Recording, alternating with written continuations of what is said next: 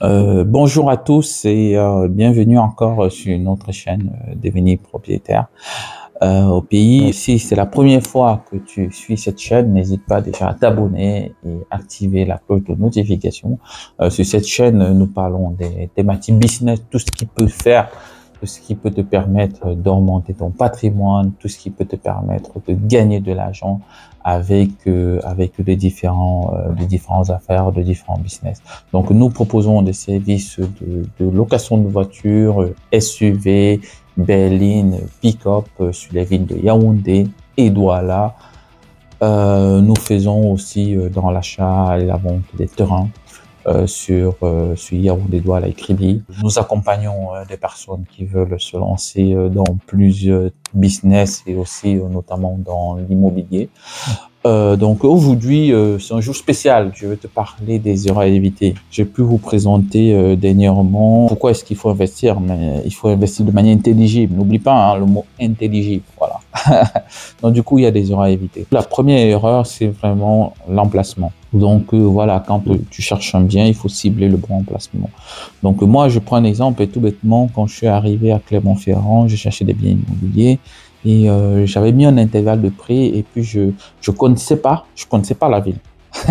Je connaissais pas la ville et quand je voyais les prix, j'allais toujours visiter les prix qui étaient un peu moins chers. Voilà, je dirais peut-être en dessous du marché, mais c'est pas vraiment en dessous du marché, c'est juste parce que ce sont des secteurs un peu risqués, des secteurs où il y a la vente de la drogue, des secteurs où il y a pas mal de cassos et tout, des secteurs où tu pourras pas trouver des locataires facilement. Donc du coup, l'emplacement est très important. Donc il faut faire déjà une étude de ta ville pour savoir quels sont les secteurs qui peuvent intéresser tes potentiels locataires. Si ce sont des étudiants, il faut être à proximité des universités, des écoles. Enfin, si ce sont des travailleurs, si tu fais du Airbnb, il faut être proche un peu du centre, il faut être proche de la gare, des transports en public.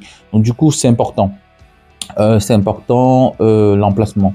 Donc le deuxième point, c'est la mauvaise stratégie d'investissement. Voilà, il faut bien définir sa stratégie. Voilà, si tu veux te générer facilement du cash flow, il y a des stratégies. Tu peux partir sur la stratégie de l'achat des immeubles, rénovation derrière. Tu peux faire la colocation, tu peux faire la location saisonnière.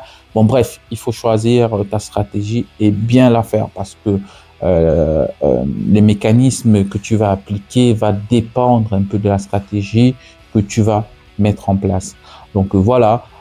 Après, il y a le régime fiscal. Donc il y a le régime fiscal aussi qui est très important. Donc voilà, il faut choisir le bon régime fiscal. On aura le temps, on aura l'occasion d'en parler. Il faut éviter tout ce qui est Pinel et autres. On aura l'occasion d'en parler dans les prochaines vidéos. Donc voilà, aujourd'hui, je voulais déjà te présenter ces trois raisons-là, ces trois points qu'il faut forcément éviter quand tu veux te lancer dans l'achat d'un bien immobilier. Si ça t'a intéressé cette vidéo, n'hésite pas à t'abonner, activer la cloche de notification et partager. Et du coup, je tiens à préciser que durant ce mois de janvier, nous avons pas mal de formations sur lesquelles nous faisons une réduction de 30 à 50%.